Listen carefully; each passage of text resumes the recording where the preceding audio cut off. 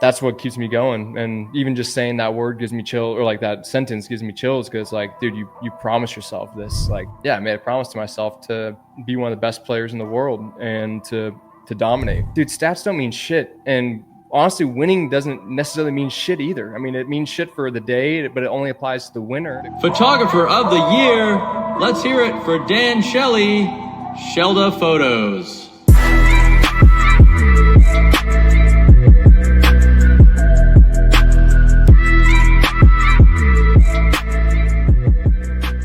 Hello, welcome back to another episode of the Shellda podcast, where today I'm joined by one of the coolest guys in the pro league, Meter Ninios of XFactor, of Astra. How are you, man? I'm good, man. Happy to be here. Yeah, it's I'm been wanting to get you on for since I started, just because like I've heard a little bit about your story from some of the guys in the league, and just kind of building relationships throughout. You are definitely one of the folks on my list. And so we've got a whole bunch of good questions to dive into. But before we do that, I've got some sponsors that have been with me literally since day one, and a new one too. But the guys over at Hormesis, I was actually just chatting with Alex this morning about some projects that they're working on. And holy cow, man, like Hormesis is just, they're exploding. And especially what they're doing over in Bali now, like they're doing a women's clothing line too. Oh yeah, I love all the Bali stuff. Yeah. My wife and I were talking, because I asked Oliver, I was like, hey, when are we going to get some of that women's clothing over here? And he was like, maybe next year. And so like the joke is like, do we book a trip to Bali just to buy clothes? You do. Yeah, exactly. That's the right answer. You do. And then my other sponsor, which literally just came on board, and like literally an hour before this podcast, before you and I sat down, I got a package from Pro DNA. Nice. And I don't know if, I know you're a sponsor, but like, have you seen their backpacks yet? I haven't seen them in the flesh, but they look insane. Dude, like I've seen a lot of videos and like a lot of pictures, but like the quality of this stuff is unreal. And like little ASMR. Yeah, it's like nice. the magnets are crazy on it. So I'm super excited to partner with Pro DNA, ZP and Travis and Callie. Like those guys are just incredible people. And then to tie it all together, you can get all the Pro DNA gear at bfpgear.com. which is just like another small family. So it's just so cool. We've got like all these families inside of families within paintball. Yeah, for sure. The ecosystem is thriving. It's wild. Yeah, it's and nice. you know, Tom said it on the Major League channel the other night that like this is the biggest tournament paintball has ever been. For sure. And definitely the most unified. I mean, you can't say it's not. You can just see it. You can feel it. You can see it. Everyone's cooperative, very symbiotic, environment right now. And that's where a sport of our like niche should be. So yeah, it's good. Exactly. I think you said that beautifully. We're right where we're supposed to be right now. Right. Mm-hmm. And then obviously we're still progressing. Hey, super quick before we dive into this podcast, there's been something on my mind lately. Did you know that nearly 50% of you still are not subscribed to this podcast? If you've been enjoying any of the shows that you've seen so far, the free and simple way to show your support is by simply hitting that subscribe button. And then my commitment to you is to continue bringing on guests each and every week, diving into the stories that are untold, the vulnerabilities, and really getting a look into some of the icons of our sport. Thank you so much. Back to the show. So, well, cool. Meter, let's jump into it. One of the questions I love asking people is, everyone has this like persona of, pro players. And I think maybe it comes back from like the old, dynasty days of way back when of these guys lived this just rock star life. But then with having some folks come on this podcast and open up a little bit and, tell me in between events, like they're working, 9 to 5, they're working some people multiple jobs just to make it to these events. What is that for you? Like, what is your quote unquote 9 to 5 in between? Thankfully it's not 9 to 5. It's almost like all the time, but I have some, downtime, but we do luxury real estate in Dallas, Texas, or the North Texas area. So my mom owns a luxury brokerage in South Lake, Texas. And so it's like cool. Around the clock. I mean, our clientele, when they want you're at their service, and it is, whenever. So That, and I do a couple different things, but trade stocks. So that's pretty much, that would be like the most structured thing I have in my life, is like the stock market. And that's the irony, is it's not structured at all, but Yeah, 9 to 5. that's the wild thing where like there's so much structure to it, but then there's also like zero structure because Yeah. it's hard to predict. Oh yeah. There's no predicting. You just Yeah. gotta watch. Yeah. With the real estate side of it, because when you said like you're in the luxury side of it, I'm sure you're dealing with very high clientele where when they text you, like they expect that immediate response. So do you literally work around the clock, like 1, 2 in the morning if they reach out to you? I mean, if they're reaching out, I well, hopefully none of my clients see this, but yeah, I mean, I have a boundary. I'm not going to communicate with people when they're Sure. like drinking. I'm Of just not course. going to do that. So I do have to deal with that occasionally, but when they need me and it's like reasonable, I'm going to be there for them. And depending on the client too, like some of these individuals you're selling, anywhere from $1 million to $14 million homes. So they're all going to be demanding that level of service, and happy to accommodate for sure. But yeah, they say jump, how high? How high? Yeah. Wow. It's a whole different lifestyle where I think most people can't comprehend that. I can't. I work with them all the time, and yeah, I mean, I know we're eventually going to get into it, but just the wealth disparity and what wealth is to people is so relative, and the problems that come with not being wealthy and being wealthy. I don't know. They all have their own sad songs, I guess, their own little tunes that I guess violins, little mini tiny violins, whatever reference that is. Yeah, we talked about you and I listening to podcasts before this episode started, and one of the podcasts I consume on the regular is Gary V or Gary Vaynerchuk. He's like a big marketing guy, and he's famous for telling a story. He's working with millionaires and CEOs, and he's like, oftentimes people will call me and say, "Hey, I wish I was a regular guy. Like all the money, the houses, it just creates so much loneliness, and they wish they didn't have it."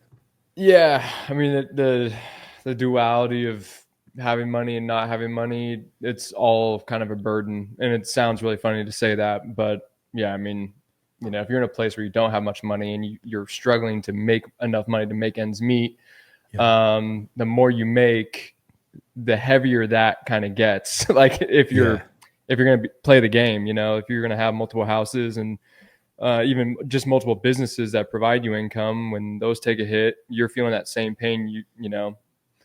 The other side of it has. It's a pretty, you never get out is what I've learned, unless you play with your money wisely, which I'm trying to learn to do, but I'm not there yet. Hey, but we're all trying though, right?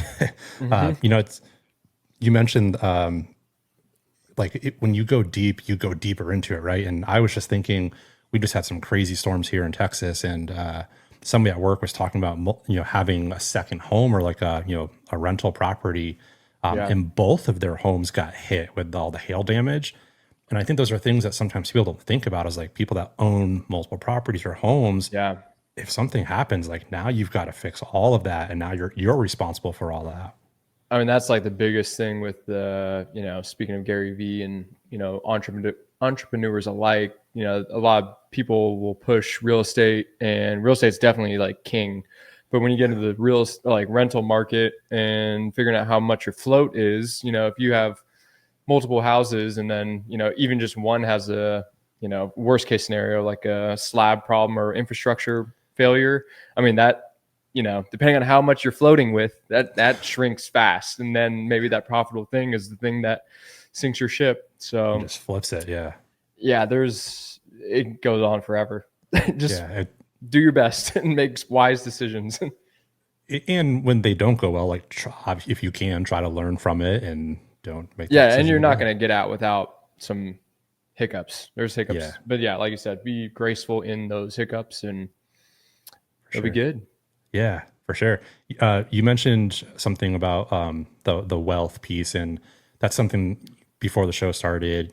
I would love to dive into it with you, because I think wealth means so much, or it means so many different things to so many different people, right? Where I could Yeah. open up Instagram and I could see, somebody in this lavish place, and I'm like, wow, they have it made. Hmm. And I think, oftentimes, like, I'll open up Instagram and I'll see you driving around Dallas and you've got like this gorgeous Porsche, right? You've got this beautiful home that you're in. And I think sometimes people associate you with like a different status. And like that's Yeah. got to come with so much pressure. It certainly can. I mean, I don't know if you're how I want to articulate this could be, we'll see. But Well, let I me let me mean, let me rephrase it. Maybe it's not pressure. It's someone may not get to know you, like the real you, because they have this already yeah, preconceived notion of what you have. for sure. No, absolutely. You can definitely be burdened by, your toys, so to speak. But I mean, you can't. I don't really take too much heat on it. I mean, I have a fancy car that I pay monthly, just like somebody else pays monthly for their car. It Yeah, was a decision I made and a decision I love, and yeah, I'm stoked to be able to be in a position to afford that. And I mean, you got to do what makes you happy, and you can't. And a lot material things aren't what makes me happy. I'm just saying you got to do the things that you want to do, sure. and if life is as finite as it is, I'm in a position where I could go out and do that, and I didn't want to wait till I was 50 years old to have like a dream car, so to speak. And so I sent it. I'm single. I don't have kids. I got a Doberman puppy, Penelope. That's my responsibility. So yeah, Who I'm gonna looks a send lot it. bigger than a puppy. Yeah. No, she's a 5-year-old puppy, but Yeah, she looks like a sweetheart though. but yeah, these are just decisions that I made, and sue me. I mean, what I'm not gonna try to say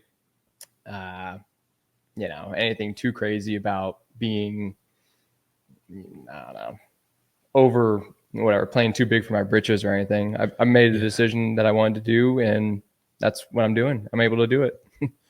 Yeah, and the reason I want to bring it up is people, I think, oftentimes judge others based off of how they spend their money or what they Hmm. have or don't have. Um, and you're an incredible human being, and so like I just hope people that are listening, whether it's what you're seeing on Instagram, high or low, just try not to judge somebody from that, right? Like Yeah, I mean, I get to think you know the just person. yeah, I'm so far on like that page where I really don't think about the judgment from others for, like I said, the toys that you have. I mean, Yeah.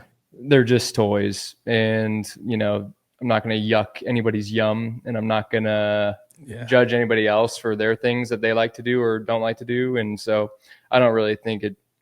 I would implore people, if you do feel that, like, sometimes it's a envy factor, and just try to free yourself from that, because it doesn't help you. It's only a thing that holds you back, unless you can turn that into a motivating thing to like Yeah. see, like what I've always done is like, I'll see something that, let's say at one point it did give me a bad taste in my mouth or something like that, but ultimately it's something that I really wanted to do. Like for me, I look at pro snowboarders, and they're able to go hit the craziest stuff all the time, and they have, whatever, helicopter tours. And to me, I'm like, oh my God, I wish I was that guy so bad. But it just motivates me to like, all right, how can I get to a place where I'm able to afford that thing? And I did it with paintball too. I mean, paintball is a very expensive thing. And when I was a Yeah. kid, I mean, it was very costly when I was coming into this, and especially because I was like 10 years old. So it wasn't like my parents were dying to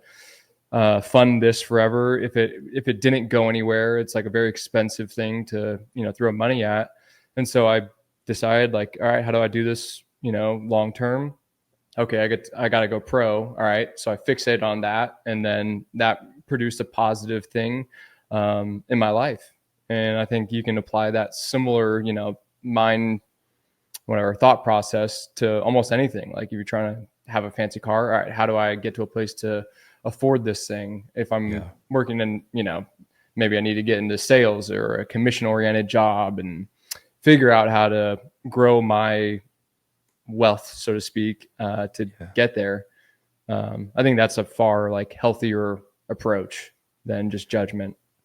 Was paintball the first thing for you where like you really sunk your teeth into like I want this, and how do I figure out how to get to that point? For sure. I mean, I don't think I was skating before I was in paintball, but I don't think it was even close. Like I played paintball like one time at a birthday party, and then skateboard was in the garage collecting dust, and it was like paintball every weekend for like I think 15 years, like almost straight. Like I could honestly say it was probably like maybe we'll just say just out of 10 years, I probably took maybe 10 weekends off the whole run through. I mean, I was like addicted, still am addicted, but it was certainly a flavor I haven't tasted again since paintball. There's nothing that's compared.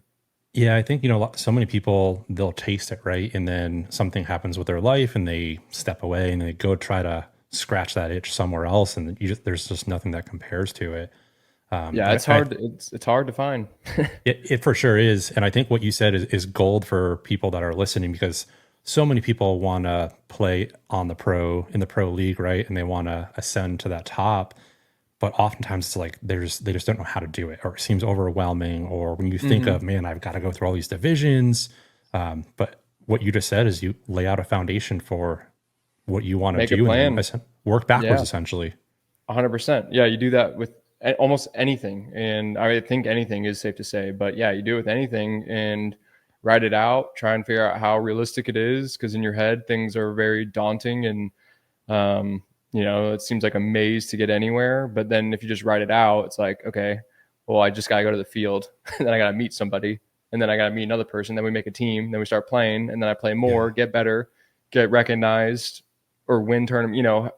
Once you get to that part, then you don't even know you don't even have the words to put on paper, because you just don't know what opportunities may open up. So you got to start. And then once you get into it, I mean, doors open like you wouldn't believe, and that applicable to anything. Yeah, totally. It's taking this huge overarching scary goal and essentially breaking it down to mini goals. And when you do that, like that's where the snowball starts to take into effect, right? For sure. I mean, whatever you want to call it, the universe or the matrix or whatever, it definitely favors those who are bold enough to like be in it, if that makes sense. Like taking the initiative and outlining what you want to do. If you meet someone, you meet a photographer and you meet two photographers. One photographer, he's just getting into photography, but he knows he wants to be like a, whatever. It's such a big field, but let's just say like a very well-known photographer, and you want to take high quality images of, let's just say portraits or something. You want to be like a celebrity portrait taker. And then you meet another guy and he may have been doing it like way longer, but doesn't have a clear cut vision for what he wants to go do. I'm going to go to the first guy, because at least this guy has a plan, and like I can invest in that plan. And I'm just buying the guy for the hour, essentially. Yeah, but exactly. I'm down to put my money with the guy who has a vision or a purpose, rather than someone who's just going through it. Yeah, because all of that, like that first guy you talked about, you can see the passion that comes through it. And it's not that the second guy doesn't have passion, but the first guy has like really thought through all of this and like has put together steps on how to get to wherever his goal is. Yeah, he may not even be, maybe a lesser quality guy, but he has a vision for it. And maybe that job doesn't work, but the next job will. And then he'll take that lesson. And then a year down the road, you see this guy taking photos for like GQ or something. I mean, this is like almost a real story I have with the photographer, but oh, wow. His name's Obi. But this guy's like insane. I don't know how to give him his props right now, but yeah, he was a local guy from Texas, just taking photos for a random tangent, but I used to throw these like art gallery parties in Dallas, and we had him do it for free, and it was like one of his first gigs, and now he's like taking photos for Dua Lipa. I don't know what. Yeah, I know what you're talking about. Yeah, and many others. I mean, pretty phenomenal story. But that guy showed up with a Canon. A beginner Canon, and then like a now Rebel he's series or something. Probably. Yeah, like a T50i or something like this, and And so I like dabble in photography. So I was like, whatever. But his post-production and effects, like he was getting all sorts of crazy, putting the Vaseline on the lens, getting it all blurry for the night shot. I mean, I was like, this guy's worth an investment for sure. Yeah. It's something that you can believe in. Yeah. I mean, he said it from the jump. He's like, this is what I want to do, and did it. So Wow.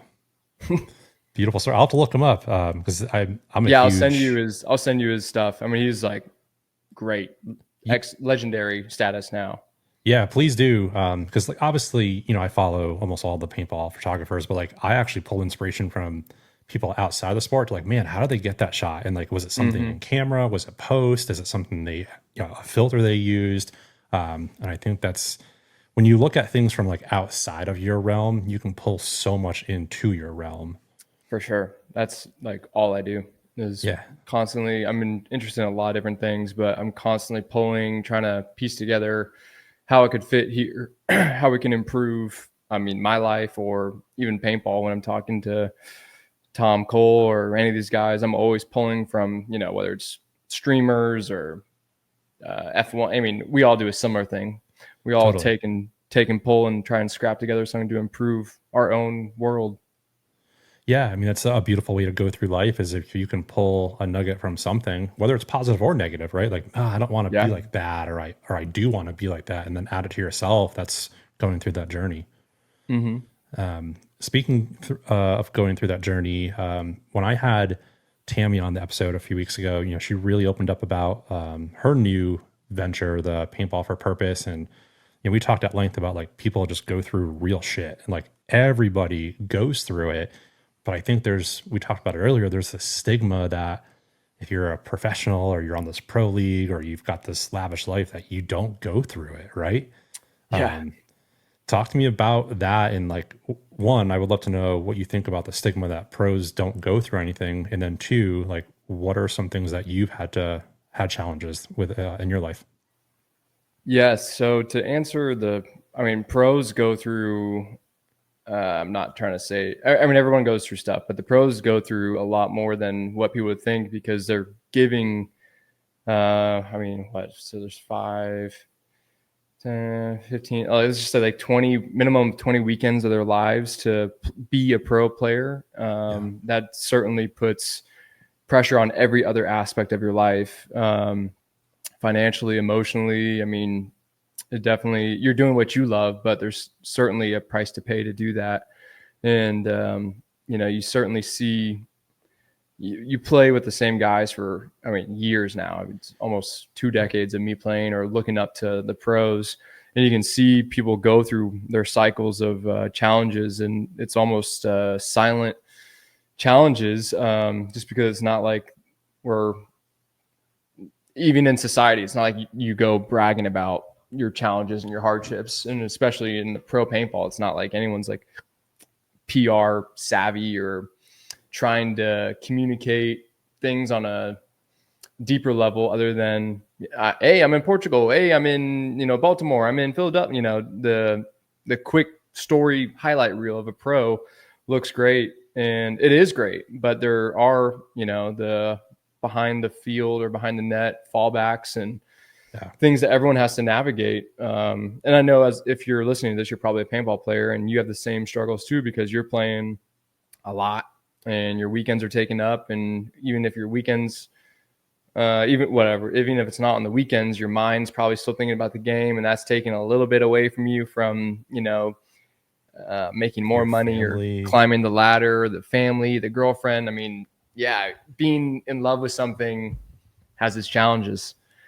And then, and we're all predisposed to our own things. So like for me personally, I've been good for a long time now, but, I think I got like a real depression when I was as young as like 11 or 12 years old. Wow. And and it was just, there wasn't an event. There wasn't, any trauma that was, physical or even mental for that matter. It was truly just like a self-developed ailment. And it took you're always trying to combat it, but it took a long time to kind of have a mastery of not being depressed.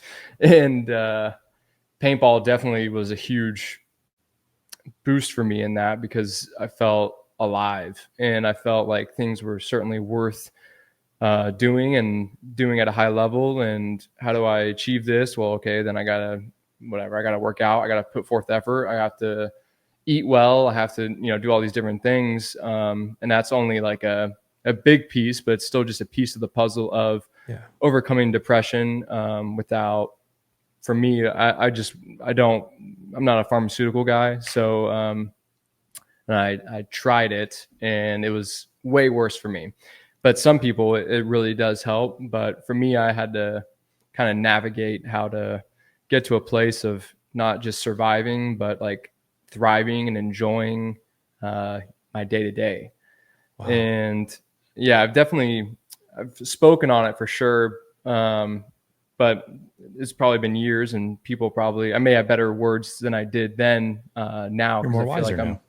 definitely more wiser, and I feel like I'm on the other side of it for the most part.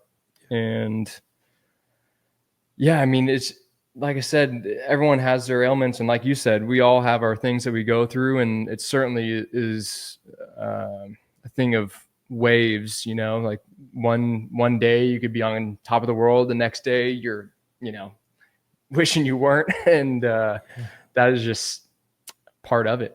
And I feel like it's a very much more common thing than it was like growing up, just because of all the things we have to consume, like our positive thoughts. Like you said at the beginning of the episode, you go to Instagram and you can gather a sense of lacking, and that didn't used to be a thing. In seconds.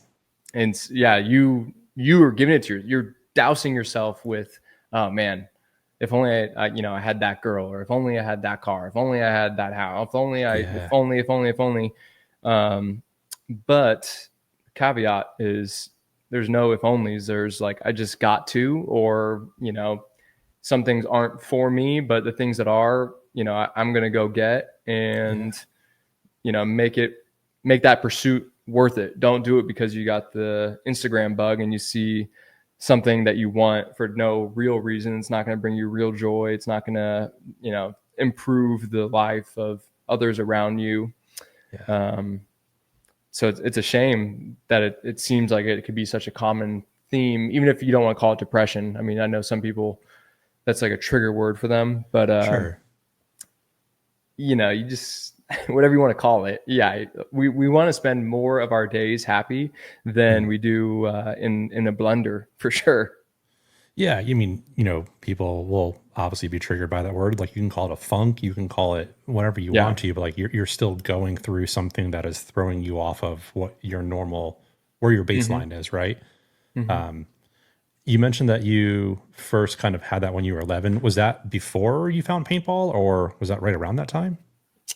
Probably like right around that time. I mean, I wouldn't say it's like paintball, and that is kind of unrelated. I feel like it may have been a little bit before. So I can talk about this without any like stress, but so yeah, when I was in second grade, and this is why I'm not a pharmaceutical cat, in second grade or third grade, I was prescribed Adderall. And that's crazy to give a kid of that age, and especially a kid who may or may not have really needed it. But I do remember like vividly how that affected me. I mean, you're essentially giving a kid amphetamine. I mean, you are giving a child an amphetamine, fact. So I remember turning into like a robot, and like I was a very sociable kid and had friends. And I still was able to bounce back from it. But I remember like being totally stoned and, not eating. And, I'd go days with eating like half a meal a day, maybe like some dino nuggies. And then, hating school, hating life. And that's just not what a kid should be going through. So I think that's probably a major culprit of developing like a hardcore depression at that age. I mean, Jesus, man, That's just that wild. young. what, unless you had something horrible happen to you, what could bother you?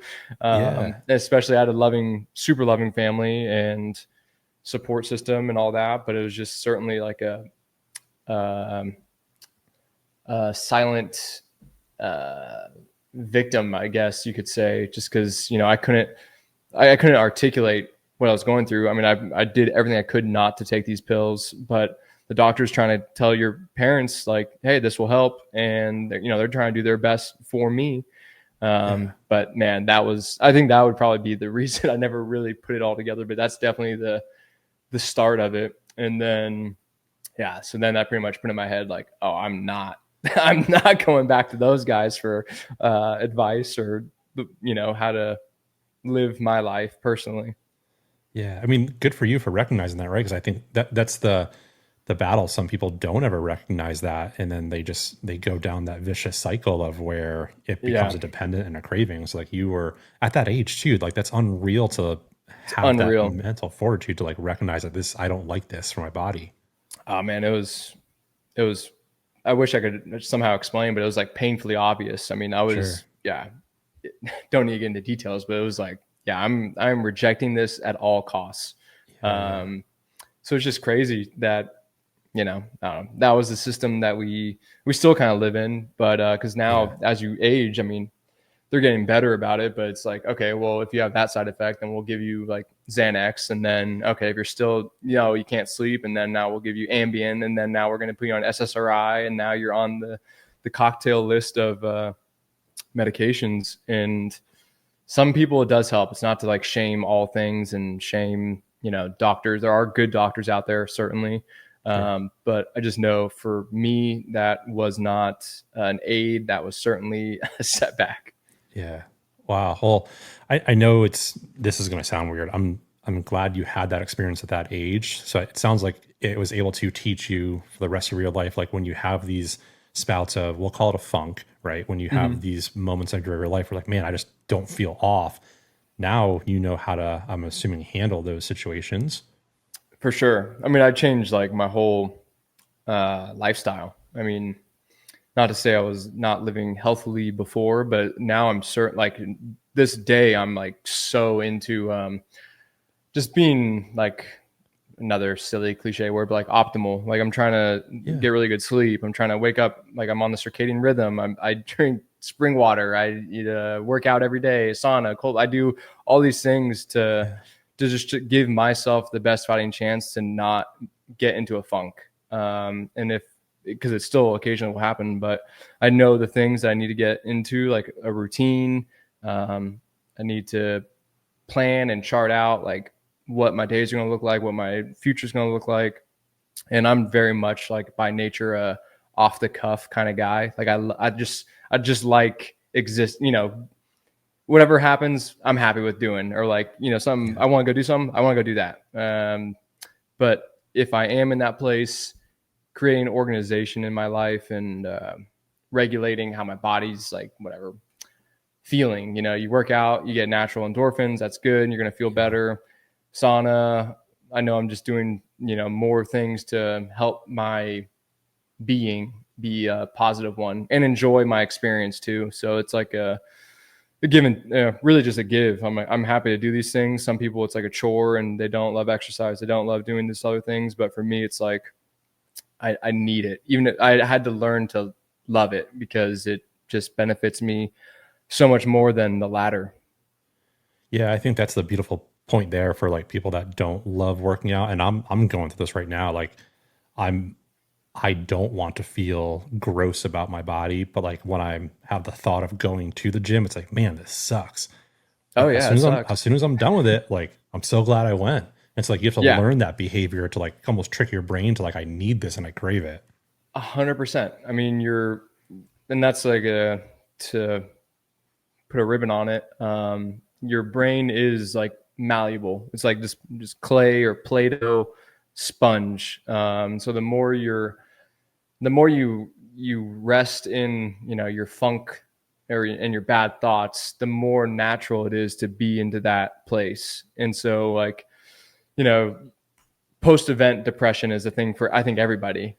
and it's very difficult to combat. It's dude, you just went like 4 days traveling. You may or may not have been eating well. You're seeing all your friends. You're riding the highest highs. You lose. Now you're at a low, and then you're going home trying to get back into this cycle. Your normal cycle when you're normally like a productive social guy or girl, and then you get back and you just want to be a slob for the week. Yeah. It's a thing, and I also, it's a guilty pleasure. I love being a slob for a couple of days and just Sure. rotting in bed. It's a good time, but the more time I spend in that, the more like tolerable and natural it is for you to be in that place. And the sooner you understand, like, to push back on that and to incorporate all the, the healthy things that healthy for you, working out, going to see friends, writing things down, like doing one thing may feel like it's like the biggest, thing to go do, biggest obstacle to get over. But if you just do that one thing, and then the next thing comes easier, and now sooner than later, you're out of this funk. And instead of a week, it's like minimized to a day. A day of funk is much more tolerable than a week of funk. And then, rinse, repeat. And now you have like a recipe for how to be a happy member of society. Yeah.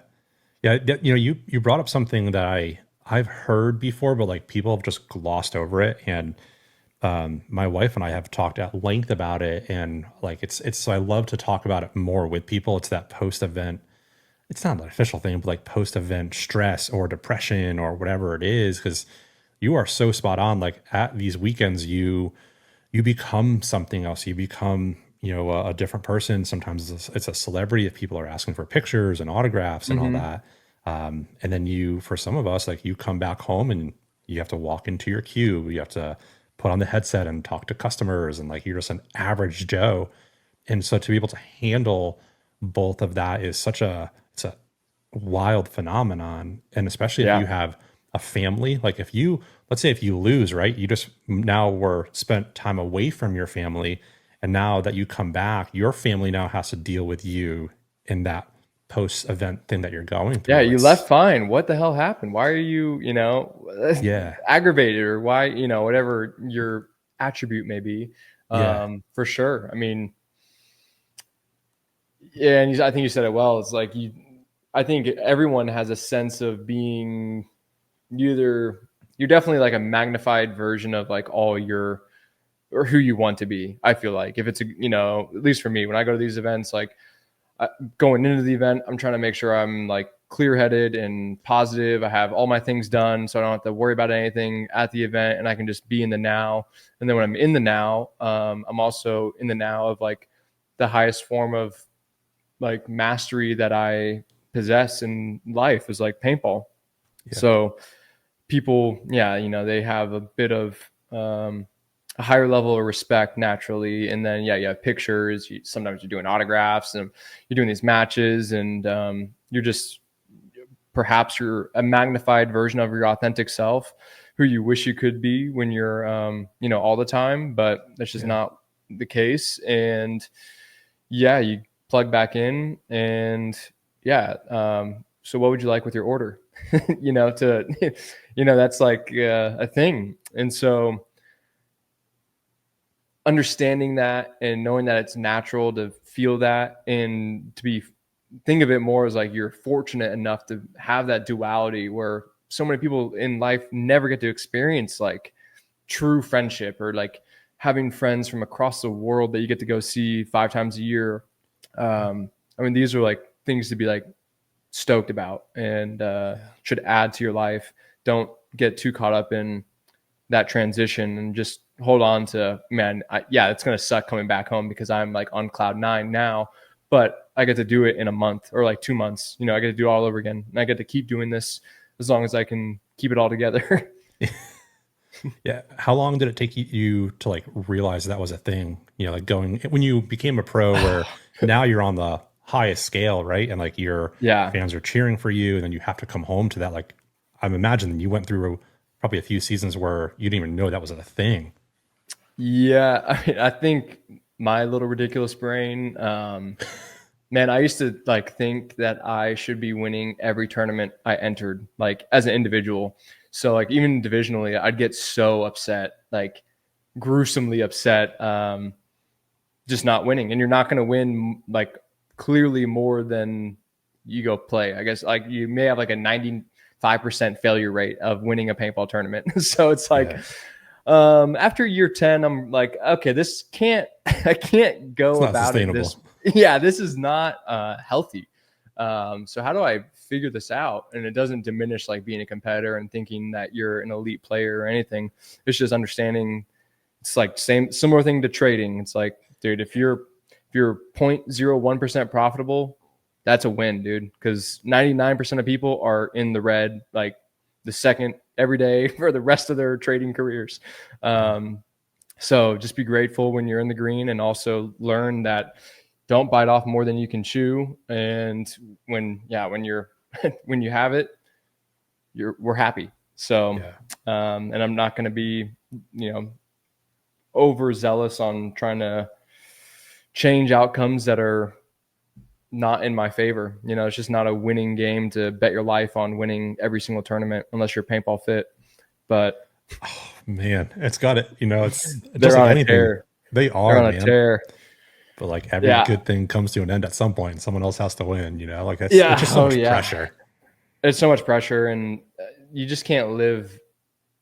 You can't put that much pressure on anything, especially things you really care about. Like the things you care the most about, you really got to be, very graceful and gentle and delicate with things that you cherish the most, because you hold on too tight, you're killing a little baby birdie that you love so Yeah. much. It's like a controlled passion, which is Yeah. very difficult to balance for sure.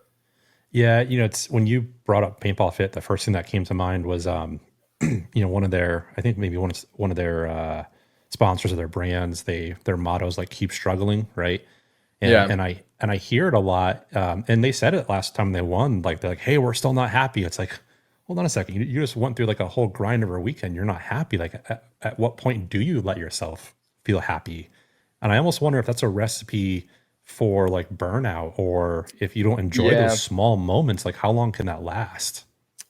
I think for them, it's an age thing. And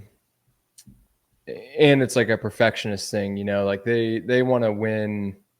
If they could win like a flawless event without losing points, that Sure. they'd be happy. And then they're going to elevate their bar to, all right, nobody die, like nobody get Yeah. shot at all. And then you continue to raise the ladder from like a system narrative. But then also for them, they're young, they're obviously hungry, and they're obviously putting the work in. Yeah. So for them, it's like, though that rationale plays out, like it works out, it works for them. But Sure. if you continue down forever and you can't apply that same plan, if the plan's not working, as long as the plan's working, dude, let's keep Keep riding, riding like it. keep Yeah. struggling, keep putting the Yeah. pressure Yeah. on, have unrealistic expectations, because we're meeting those benchmarks, and we have a group of people who can accomplish the goals that we set. So they're not, high enough.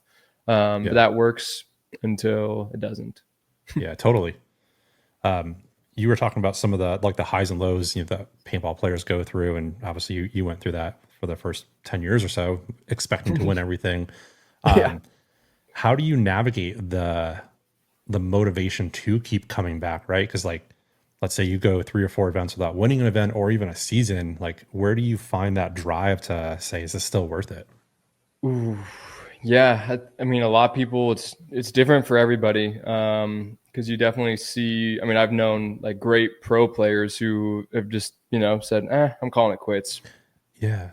And there's nothing you can say to that person to keep them in it. And No. if you try to and you somehow do, they're not really in it. And so it's like, it's a desire that truly comes from within. And even when you may have lost that spark, you have to find a way to motivate from within and inspire, which is like an inward inspiration, to achieve what you want. It's not looking up motivational quotes on YouTube. It's how do I want this? Yeah. And how do I want this at a level that is, sometimes if you want it too much, how do I want this at a level that's tolerable? And how do I like reduce my, I'm blanking on the word I wanted to say.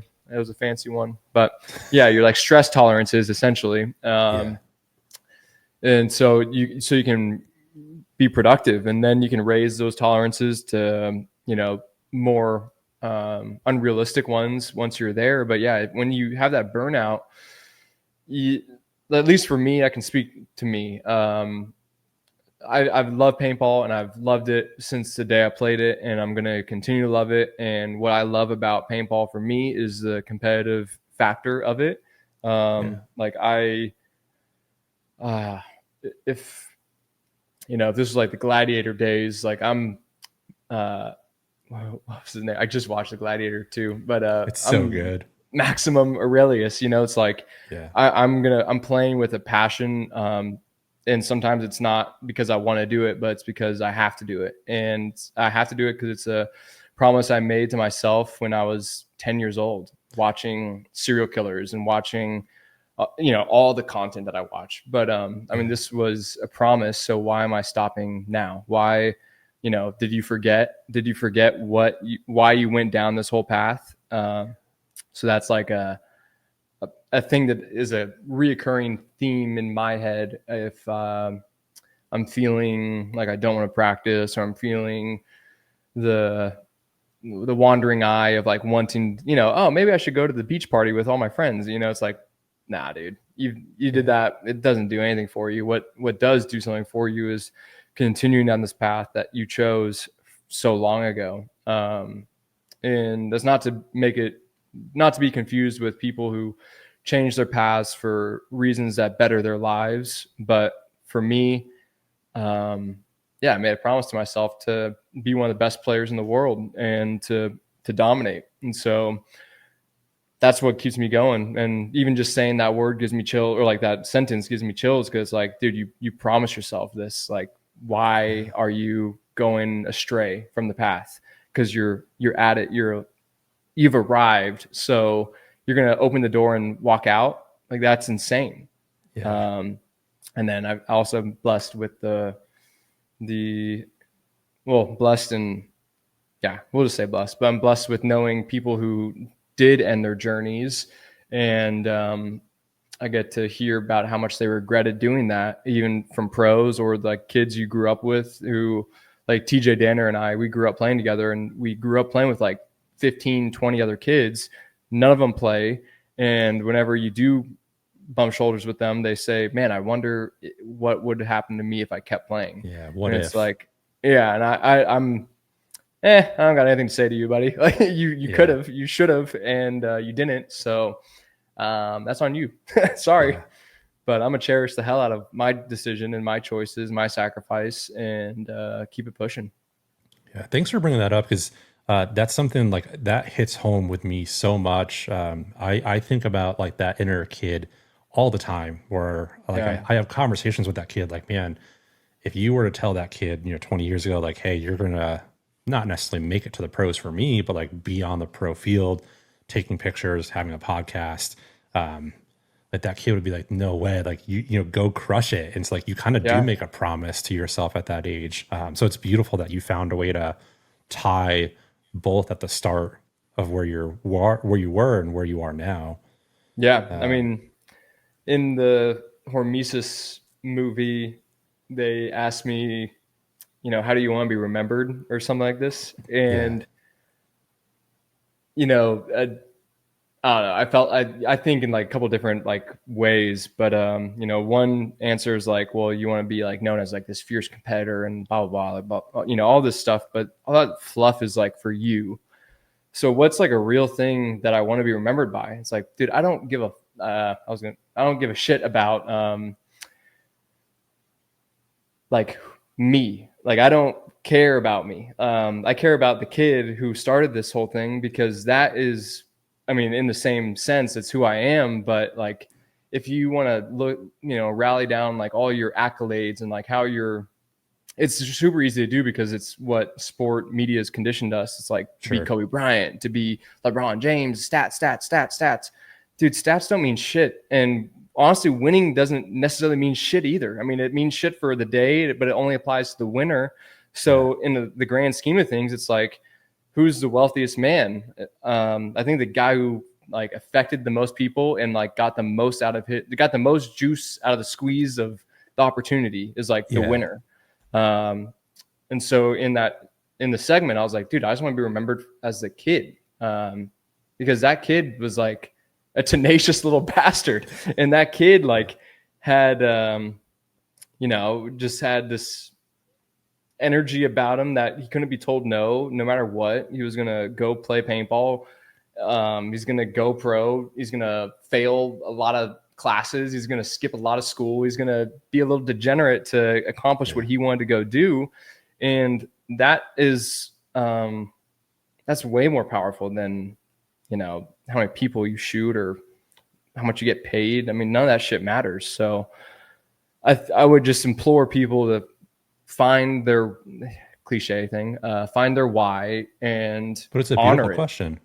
Yeah, I mean, it is beautiful. It's not to take away from the beauty of it, but find your why and then honor what it was and make sure you have that conversation with yourself, because it's a shame to go through life without asking yourself your motivations and your questions, and then you look back on it and you realize you're just kind of floating for a long period of time, and that's not a way to go. I've done it, so I know it's not the way to go. Yeah. What advice would you give to young Meter? Like that first weekend, right, where like young Meter gets the itch for paintball, sees the magazines, and sees how big this sport is, and like knows their pros. Like, what would you tell him? I wish I had something that I could tell him that he would have actually listened to, because there was nothing I was going to listen to except for I was going to go do it. I mean, he was already going to keep doing it, so I can't say just stay in there, but I'd maybe just say,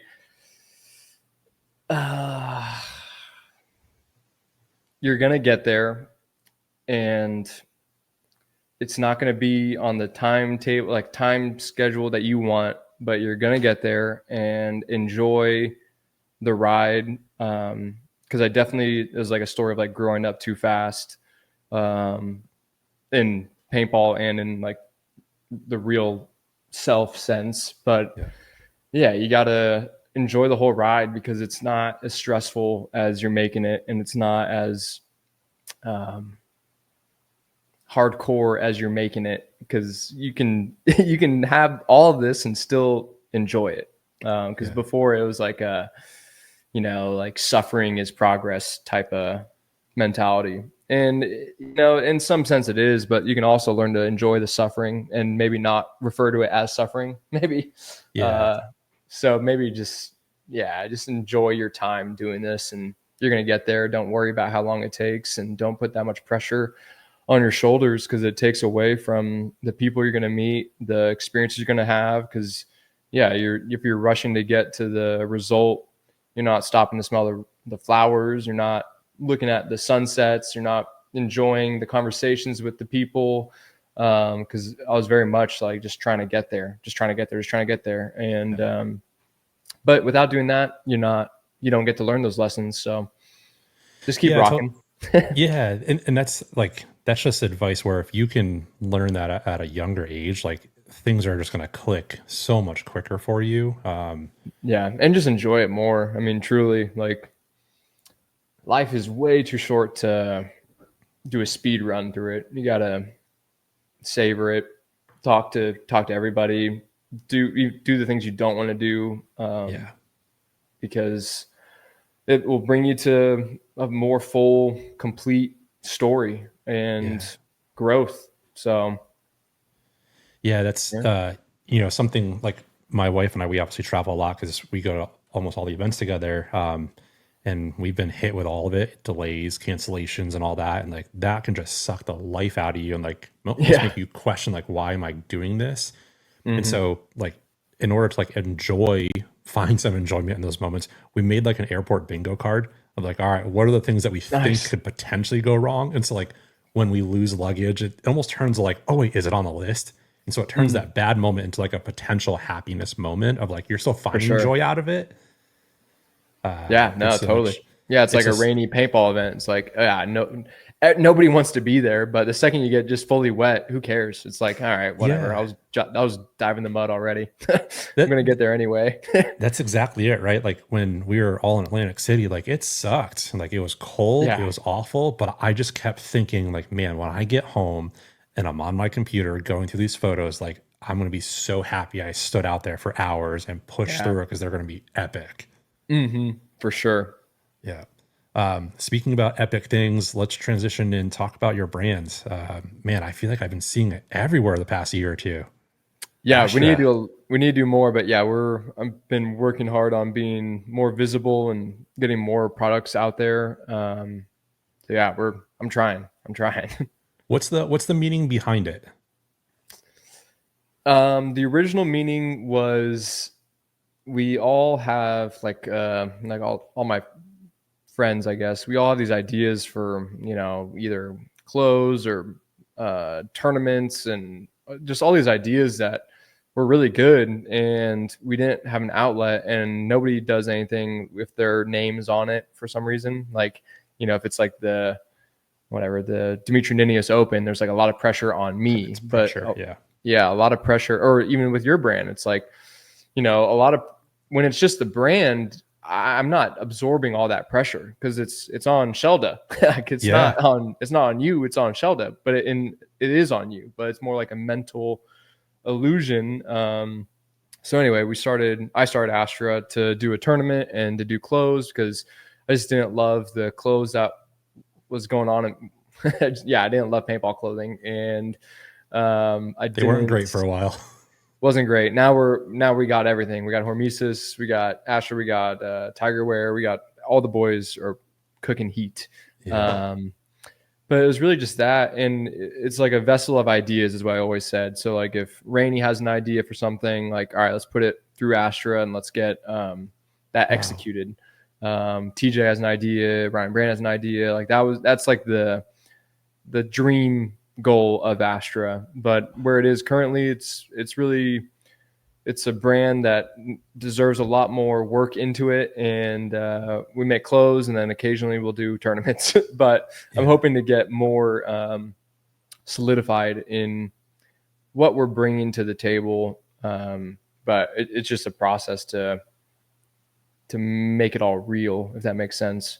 Yeah, totally. I mean, it takes a lot of work from going from idea to conception. It Yeah, takes a lot of effort. yeah. And so I'm working on being the guy that the brand deserves. But we have a lot of stuff coming. I don't know if it'll all be ready for Atlantic City, but I'll have a lot of stuff coming this year, clothing Yeah. wise, and hopefully some gear. But it's difficult to bring value to our sport when there are so many people doing it at a really high level. And because I don't want to just make products that have my name on it. It's a great thing that people are able to do, but it's just not something that I want to try and find a way to elevate and bring value to our community. And so Yeah. where it stands now is it's really just clothing, and then a tournament that I'm trying to work on.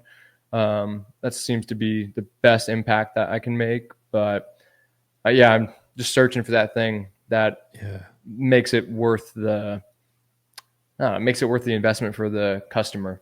Because there's Yeah. already a bunch Oh, of great brands, so it's like tough for me to be like motivated to make a bunch of products that already exist. Like that's not what brings me satisfaction to the sure. brand. So a work in progress. Yeah, but like that, but that's one of the most important things, though, right? Because like if it doesn't hit true for you, then it's Oh not yeah, gonna. I can't Everyone else is sell. gonna feel it. Yeah, I can't sell you uh, whatever, just a dollar sign. That's not Yeah, fun. yeah, that's so cool. I didn't like. I knew of your brand, but I just didn't know the story behind it. And Yeah, so to hear that it's almost like a factory of like a factory team of like ideas and like a safe space of like, hey, you want to do something? Let's run it for through here. That's sure. so cool. Oh yeah, that's the bottom line of what Astra is. It's that first, and then make clothes occasionally. Yeah, But yeah, I want to do more for sure, and we have a bunch of ideas in the tank. Just trying to navigate how to implement them the best way. Like I really want to do a 7-man tournament this year. So hopefully in this big gap, I'm able to pull it off. But I think it'd be really special to bring back a 7-man event that pretty much everybody can play in, because a lot of people have very rigid rules of what to do with this game. And it's like, dude, we had the most like creative game in the world. You could do 3-on-7 and like that can exist, like 10-on-15 can exist. So 7-on-7 is definitely not a crazy idea. It's been done before, but I'd like to do a 7-man event where it's like open.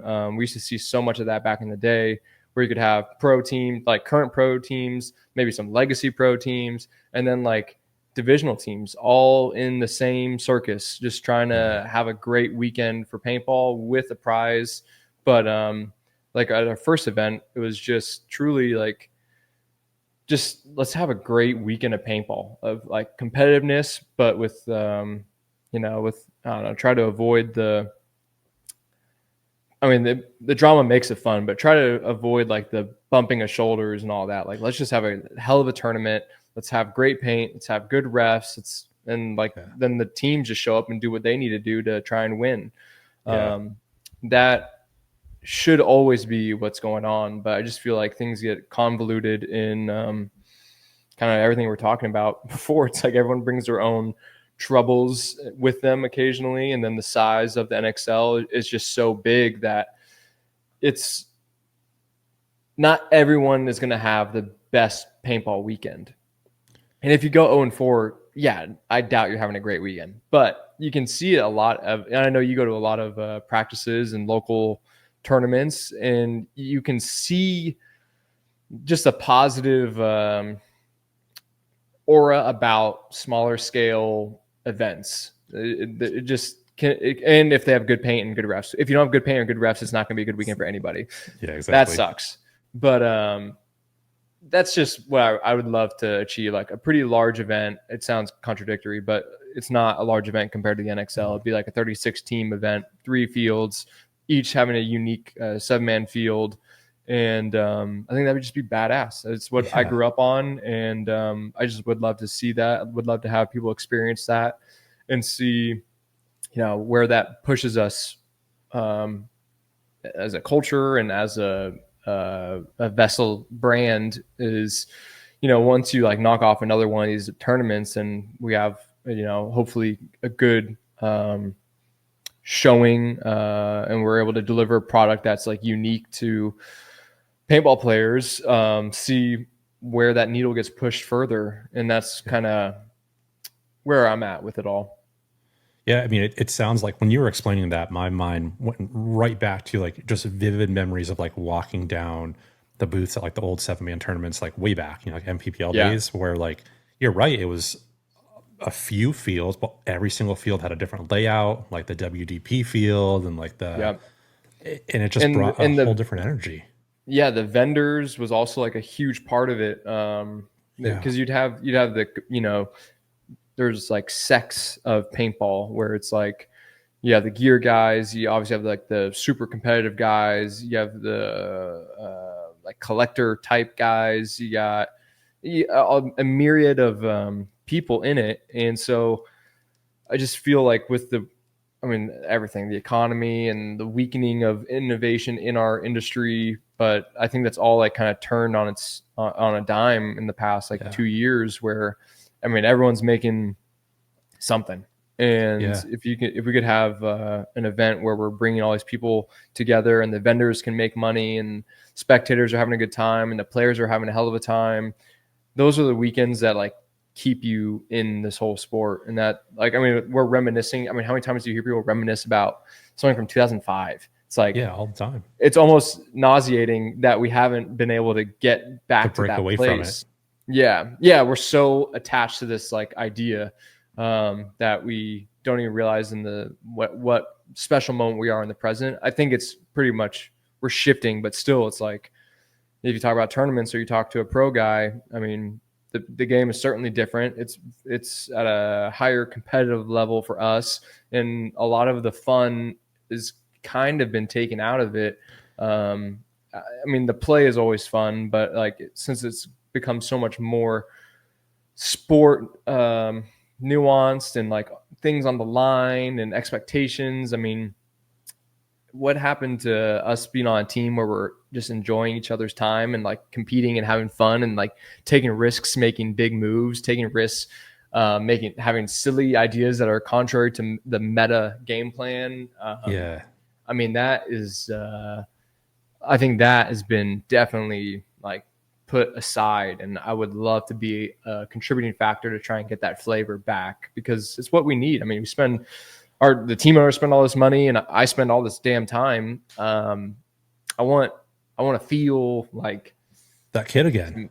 Yeah. I want to feel like a kid again and have like these smiles that, you know, I guess tax-free smiles. Yeah. It seems like it's, and this is no knock on NXL, but like even the local events, you know, some USXPLs and WCs where it feels like a job for some of these players because there's so much pressure that they put on themselves to perform. Yeah, there is a lot of pressure, and some players aren't on. And it's not. Yeah, this is certainly not shaming the NXL. I love the NXL because this is the only thing I can do, and I love that I can do it. And I'm so appreciative that we have people passionate about keeping this thing going and thriving, so we can do it. It's more so just a knock to the. It's not even a knock, but it's an awareness to where we are in the culture from where it was. And it's not to say we need to go back to that. It's just saying we need to find a way to at least bring joy back into being like, yeah, we got to bring that back. I mean, we don't play as many tournaments. That's certainly a problem that like makes it stressful. People playing for money makes it stressful. So you're no longer like with a group of people that you may just like organically want to be around. And then you're sacrificing to tie like back into the original thing. It's like, yeah, pros, people of all divisions are sacrificing. And so, yeah, if it's not like everything's, you know, on 10, you're like, oh man, I can't believe I'm going to get yelled at by my girlfriend for being here on a Friday practicing. And oh my God, I'm shooting, you know, I'm doing my drills and it's so frustrating. It's like, dude, I get it. I understand it, but it's what you chose and it's good. You know, it's what you're going to do, but hopefully we can provide a thing that like brings people together again. And, it's similar to what the ICC did with that Tim brought together. I mean, that was a huge thing that totally hit on all spheres of what we're talking about. And I think it can certainly be done again with, you know, whatever, 7-man open approach. Yeah, I mean, I've talked to some of the folks on your squad for the ICPL, right? Like, I talked to Isaac, I talked to Gerald, and they're both like, I'm just looking forward to a stress-free weekend of paintball. Yeah. Which is crazy. Yeah. Oh, it's great. It's so, I mean, it's such a silly thing to say, but I mean, if you know what we're talking about. It's not like I'm losing my hair because I'm playing paintball. I'm just, it's a different feeling, you know, it's a different, my hair is down and the wind's blowing and I'm just having a good time. Rather than if you're, you know, at practice, it's like, okay, we have one weekend to learn the field and we got to learn how to be the best that we can on it and try and figure out how to, you know, solve the meta, see what's going to shift to, and all these things that are, it is a pressured environment because you're trying to be the best. And I love that. I mean, that's why I keep doing it. It's because I am addicted to that. Yeah. But there is another place. And dude, if I'm committing my life to this already and I'm only able to play 5 tournaments a year, which is not enough. And so that's why I'm playing in Europe this year. And it's still not the Europe that I used to play in and yada, yada, yada.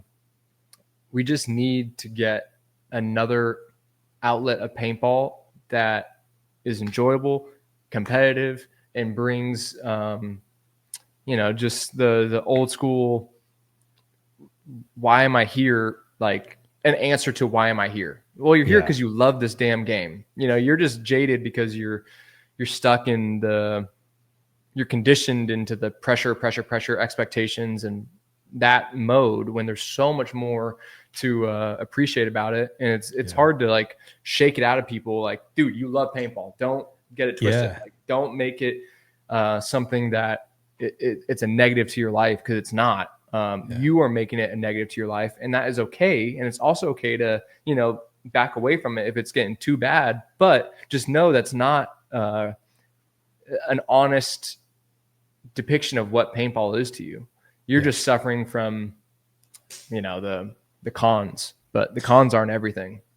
Yeah, they're not. And I won't say a few names, but like there's a few very high in the league folks, whether they're coaches or players at NXL events, where I'll see them like they're about to like step on the field or like a match is about to start, and like you just see like the anxiety just filling up. Like I'll come up to them like, hey, just take a deep breath. Like it's okay. Like it's just have some fun, enjoy this moment.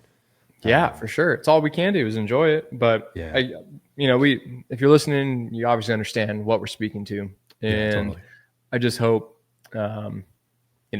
we are serving you as a reminder. Enjoy it, dude. Like, we don't get to do it forever. You don't get to be at the top of your game or physical, whatever, or just enjoyment because, forever. And there is a day where this game isn't going to be the same as it is to you right now. So let's make the most of it and get back to just loving it, because that's what the game deserves, and it's what your peers deserve. It's what the people around you deserve. The people around you don't need to be hearing it's like angry golfers or angry fishermen. It's like it makes no sense to me ever. I understand like when you like botch a shot or like you whatever fishing analogy, but it makes sense. But dude, you're doing the most like relaxing thing like in the world, and you're on a beautiful course or you're surrounded by beautiful scenery, and you're the jackass who's making it a bad environment. Like it was no one's fault of your own as to why you're not having a good time. You're turning it into a stressful situation. Yeah. And it's I don't want to play golf or fish with you. I certainly don't want to play paintball with you if that's like the energy you're bringing to this. And I would expect the same, because that's not fun to be around. Yeah. And I think that ties into probably our next question. Yeah. So thanks for working on that transition. Speaking of good people to be around, what is it like having Archie back on XFactor? It's gotta be so cool. Yeah, no, it's great. I think I said this in the other podcast. I just feel like I don't see enough of Archie, but I don't see enough of any of our guys, because it's so short that you're kind of with each other to practice that it's hard to get, back into the swing of like whatever, like our relationship of old, But I'm certainly stoked to have Archie back, and it seems like he's in a really good place in life and just like mentality, and his attitude he brings to the game is like a much more and I love the fiery Archie too, but it just seems like it's a much more controlled Archie, which I think, as we see these tournaments, what layout provides, I think we're going to see a really powerful Archie in that, if we have a layout where you can shoot people, a lot of people cook. I felt the same problem for me at this last event. It's like it's hard to shoot a lot of people these days. Like the layouts aren't offering, it's serving it to you on a silver platter. It's not easy to get in snakes, not easy to go anywhere, and you can't shoot the people shooting at you. So it's like, I want to have some good layouts. That's what I want. And then we'll see Archie really be ripping.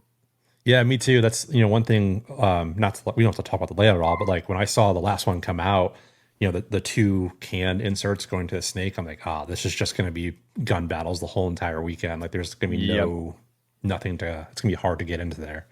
Yeah. What is it? I think it's obviously no surprise that XFactor is starting to transition, right? Like players are getting older and you're starting to bring in some younger generation. What is that like for you, who's been around that program for so long, to kind of see both sides of it? Yeah, I mean, it's certainly, we're approaching like a transition period of our roster. What that looks like, it's hard to say, because you never know. Some kind of similar to Dynasty, is like these guys have to retire this year, and then they stick around for another 5. So you don't really know. Become better. Yeah, we don't know how it's gonna really evolve, but it's certainly something. I don't know if you can hear Penelope. She's getting a little crazy. Okay.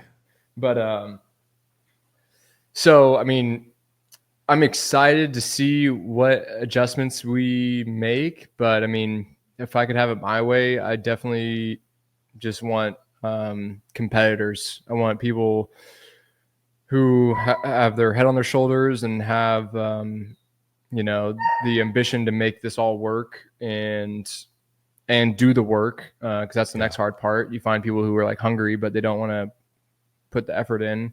And it's harder and harder to make it a local team. I'm not necessarily a local. TJ's not a local. The only local people is like Colt Roberts and Archie and Cody Bayless, and those guys, all have question marks on how much longer are they going to be playing. So I'm curious to see, but I really have like no idea what the future holds. I have some people I'd love to play with, but we'll see if we're able to make it happen. Yeah, it's always interesting to see, like, every year, like, everyone always talks like, is this the year? Like, is this the year Archie steps away? And so I always think about when I hear that, like, what do you guys go through on the team? Because like you've got to go through dealing with all that stuff too, and it's just a whole different mindset. Yeah, I mean, at this point, people are going to do what they're going to do. So there's nothing I can do to control or manipulate or, try to make happen. All you can do is try and create an environment that's worth returning to. And, like one of my big things to try to do that is like just do more off the field stuff and, whatever that looks like. I'm not the guy who wants to go finish practice and go to sleep. Like I'd much rather go, even if I had to drive an hour to a lake or to Austin, like I want to go do that, eat some great food, go see a comedy show, try and get the most out of the weekend together, because it's like, yeah, dude, you play this game with people for 20 years, but you never even like stop to have a meaningful like experience with them. Yeah. And it's so funny because you are closer with these people than you are with like almost anybody, and you don't have like the memories to totally show for it all the time. So what I'm trying to bring is, I want to have more fun outside the field, get more quality time together. And hopefully that creates a ripple effect to being like Archie, Colt, Cody, like, I could keep playing. It's worth it to me to keep playing because these are like my best friends. So why am I going to call it now? Yeah. It brings that fun element back to it. Yeah. That's all I can do to try to keep it together. Yeah. I love it. You're doing your part. Man, this has been awesome. Thank you so much for sitting down and having this conversation. I've always ended my shows with a kind of a cool way to like tie in guests where I have each guest ask a question without knowing who next week's guest is. So you get to ask a question to somebody next week without knowing it. But your question actually comes from one of the legends in the sport.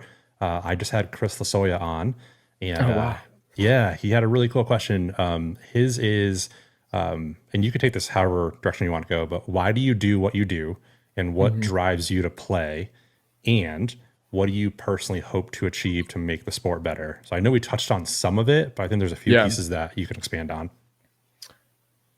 Yeah. I feel like we covered like the first two parts of that pretty well. But what I want to do, dream thing that I could do for the sport would, in one way or another, bring it, obviously it's a lot of people's goals to bring it to like a much larger scale. So, by doing another tournament and hopefully leading into more tournaments, taking the risks that I don't think the NXL is they're willing to do. I would love to throw my hat in the arena. Individually, I think I would love to be more of a public figure for the game, just because I feel like there's not, I don't know, there's just like to tie it into snowboarding, like or even skateboarding, like there's, the gritty snowboarders and the gritty like skateboarders who like get by day to day. And then you have some of these more affluential guys who have a little bit more, and they also do a little bit more than the grit. So in paintball, I feel like there's not a guy for me to like that's into the same things that I'm into, like just from like even the music to the fashion industry to like all these different things. Like I don't think there's some of us, but I don't think there's one of us that's like showcases like what our passions are. Or I mean, I'm into like everything. I'm, trying to get my private pilot license, trying to fly fish, trying to do all these different things that I just think that, and Ryan Greenspan's certainly like one of those guys who like highlights like his whole journey and things he's into and ties it all back into paintball and does a great job of creating this persona of an extreme athlete. So I wish, and I will try to be a better transparent guy to try and at least be there for people of like mind, Yeah. I mean, Ryan is like obviously a huge inspiration. He was a huge inspiration to me, one of my like best friends. But I watch a lot of YouTube, and I just don't think there's a guy in paintball for my flavor. So that means that there's a lacking, element there, and I think that it's possible to have a stronger appeal than just the paintball, but that also gives up your privacy, so it's tough. It's a hard balance, right? But like, yeah, I totally resonate with what you're saying, because when I was thinking about this podcast, I'm like, man, there's no, like, I want a podcast that goes deeper, but like that means I have to be the guy for it. No, I think you crushed. I watched your whole. I saw it all, and I think you have found your spot, and I think you do it at a very high level. I appreciate that. Yeah, I think it's, what you're saying of what you want to do, like that's the stuff that people resonate with. Like if they know what you're into off the field and you kind of give a glimpse into that, like that's just what like people are going to flock to that. Yeah. So cool. I love it. Pressure's off, man. You get to ask a question now to next week's guest. And it can be anything. Like I've had all sorts of crazy questions. Oh, what is a good one to hit them with? I'm sure someone asked if they weren't playing paintball, what would they be doing? Actually, I don't think that's been asked yet. All right. Yeah. So if you never found paintball, what was the thing that you wanted to do, even if it was like extremely unrealistic? Like, for me, I wanted to either be like a surgeon or a rock star. Like these were like the two things that were like in my head that I was going to go do. And then paintball got me in its vice grip. And now I'm like, I'll be good for the apocalypse doctor. Like I can surgery. I got it all day. I can do a tracheotomy on the spot right now. But yeah, so I guess that'd be the question. Like, and no cop outs. Like you can't say firefighter. You gotta go like crazy. Like if there was no limit, what was the thing that you were like interested in doing? Oh, I love it. I'll push the person too. Yeah, if they give you something bogus, like, all right, no, who do you want to be? Back. Yeah. Cool. Thanks, man. This is it's been such an honor having you on, and I'm looking forward to seeing you in a few weeks. It's crazy. It's already upon us. I know. I'm really excited. But yeah, thank you so much for having me on. It was a pleasure, and I loved being able to get into some of the deep topics, and hopefully this finds people in a good way. And, I know we're both available to people if they need somebody or always. Just in anything. I mean, just a DM away from an answer. So hang in there and let's thrive, baby. Yeah, we'll ride the ship together. Yeah. Awesome. Well, for everyone else, thank you for tuning in to another episode of the Shellda podcast, and we'll catch you next time. See you.